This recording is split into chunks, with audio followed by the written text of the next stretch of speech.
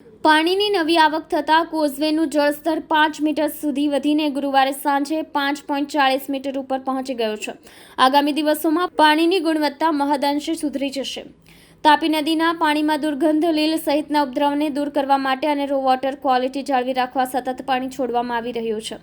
જો level 6 metre ઉપર થાય તો કોઝવે પરથી પાણી વહેવા માંડે, જેથી કોઝવેનું લેવલ 5.40 આસપાસ મેન્ટેન કરવામાં આવી રહ્યું છે। કોઝવેના જળસ્તર વધતા મેન્યુઅલ ગેટમાંથી સેંકડો લીટર પાણી વહી સાથેને દુર્ગંધ, લીલ ગંદકી પણ વહી જઈ રહી છે તેવું પાલિકાના હાઇડ્રોલિક ખાતાએ જણાવ્યું હતું। દર ઉનાળામાં જળકુંભી, લીલા પાણીની બૂમ, પાણી માંગ વધી દર ઉનાળામાં કોઝવેના લેવલમાં ઘટાડો થતો હોય છે, સાથે લીલ, જળકુંભી, લીલા પાણીની સમસ્યા રહે જ છે।